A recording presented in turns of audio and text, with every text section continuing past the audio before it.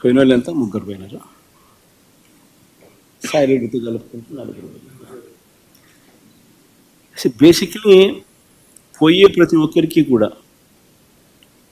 నేను ఒకటే మాటే చెప్తాను, రాజకీయాలలో ఉన్నప్పుడు క్యారెక్టర్, క్రెడిబిలిటీ అనే పదానికి అర్థం తెలిసిందా. రాజకీయాలలో ఉన్నప్పుడు కాలర్ ఎగరేసుకొని చెప్పాలి, పలానాడు మా నాయకుడు అని. అది ముఖ్యమంత్రి అయినా సరే, ఎమ్మెల్యే ఎంపీ అలాంటి ఆయనైనా సరే, ఎమ్మెల్యే అయినా ఇలాంటి అయినా సరే, ఎవరి గురించి అయినా కానీ ఇట్లా గొప్పగా చెప్తాం.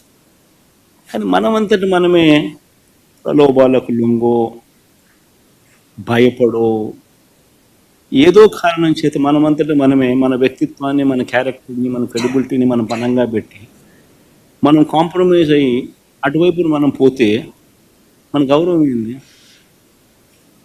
మన వాల్యూ ఏంది, మన క్యారెక్టర్ ఏంది, మన క్రెడిబిలిటీ ఏంది. Character and credibility with in our selves to stand up. అది సాయిరెడ్డికైనా అంతే, పోయిన ముగ్గురు ఎంపీలకైనా అంతే. ఒకవేళ నువ్వు చెప్తా అన్నట్టు ఇంకా ఒకడో అరో ఇంకా పోయే కార్యక్రమం జరిగితే వాళ్ళకైనా ఇంతే. జగన్మోహన్ రెడ్డి గారు నాకు అన్యాయం చేస్తున్నారని విజయమ్మ గారే బహిరంగంగా లేఖ రాసి చెప్పడం జరిగింది. ఆ టైం లైన్లో, ఆ సినారియాలో జగన్మోహన్ రెడ్డి గారికి, విజయసాయి రెడ్డి గారికి మధ్య జరిగిన సంభాషణ గురించి, ఆ ఇన్సిడెంట్ గురించి విజయసాయి రెడ్డి గారు నాకు చెప్పడం జరిగింది. ఒకరోజు జగన్మోహన్ రెడ్డి గారు సాయిరెడ్డి గారికి ఫోన్ చేసి, ఇలా షర్మిలమ్మ ఈ విషయాలన్నీ బయటపెట్టింది, నువ్వు బహిరంగంగా ప్రెస్ మీట్ పెట్టి మీడియాలో షర్మిలమ్మ అబద్ధాలు చెప్తుంది అని చెప్పమని అడిగినట్లు విజయసాయి రెడ్డి గారు చెప్పారు.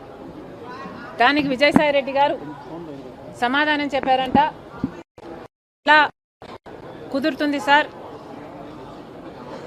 రాజశేఖర్ రెడ్డి గారి ఇద్దరి బిడ్డలకు సమాన వాటా ఉండాలని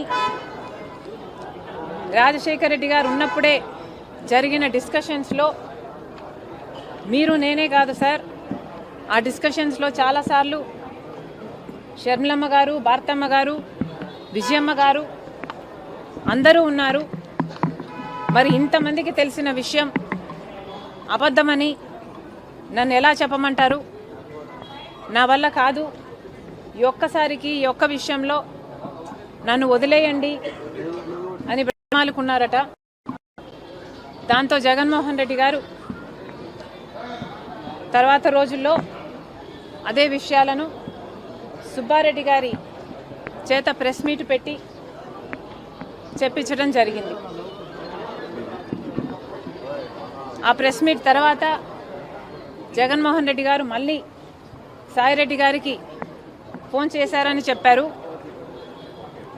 ఆ ఫోన్ కాల్లో మళ్ళీ జగన్మోహన్ రెడ్డి గారు, లేదు తప్పదు, ఈ విషయం నువ్వు కూడా చెప్పాల్సి ఉంటుంది, కాబట్టి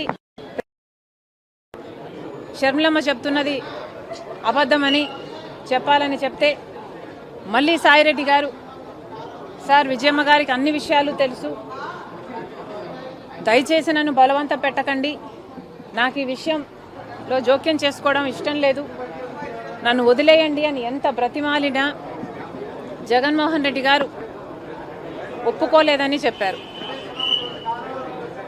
దాంతో అమ్మ నాకు తప్పలేదు, తప్పించుకోవడానికి నేను చాలా ప్రయత్నం చేశాను, తప్పనిసరి అయి నేను ఒప్పుకోవాల్సి వచ్చింది అని సాయిరెడ్డి గారు చెప్పారు. ఆ తర్వాత సరే సార్ మీ ఇష్టం వచ్చినట్లే చెప్తాను నేను అని జగన్మోహన్ రెడ్డి గారికి చెప్పాక జగన్మోహన్ రెడ్డి గారు ఏం మాట్లాడాలో, ఏ పాయింట్లు మాట్లాడాలో నేనే డిక్టేట్ చేస్తాను, నువ్వు నోట్ చేసుకో అని సాయిరెడ్డి గారితో చెప్పారట. ఆ తర్వాత 40 నిమిషాల పైన జగన్మోహన్ రెడ్డి గారు ఏ పాయింట్ ఎలా చెప్పాలి అని 40 నిమిషాల పాటు జగన్మోహన్ రెడ్డి గారు డిక్టేట్ చేశారట. ఆ డిక్టేషన్ను సాయిరెడ్డి గారు నోట్ చేసుకోవడం జరిగిందట. ఆ తర్వాత జగన్మోహన్ రెడ్డి గారు 7 గంటలకి ప్రెస్ మీట్ పెట్టేయి అని చెప్పారట. దానికి సాయిరెడ్డి గారు, లేదు సార్, నేను ప్రెస్ మీట్ పెడతానని చెప్పాను కదా, నాకు కొంచెం టైం ఇవ్వండి, నేనైనా నా మైండ్ అయినా దీన్ని అర్థం చేసుకోవాలి, జీర్ణించుకోవాలి కదా, నేను పెడతాను సార్, నాకు కొంచెం టైం ఇవ్వండి అని కోరారట. ఆ తర్వాత సాయిరెడ్డి గారు ఆ ప్రెస్ మీట్ పెట్టడం జరిగింది. ఇది సాయిరెడ్డి గారు ఎలా అయితే నాకు నరేట్ చేశారో అలాగే నేను మీకు నరేట్ చేయడం జరిగింది. జగన్మోహన్ రెడ్డి గారి నైజం ఇది అని పూర్తిగా ఇప్పటికి నేను అర్థం చేసుకున్నాను. కాబట్టి ఈ విషయం సాయిరెడ్డి గారు చెప్పినప్పుడు నాకు ఆశ్చర్యం కలగలేదు.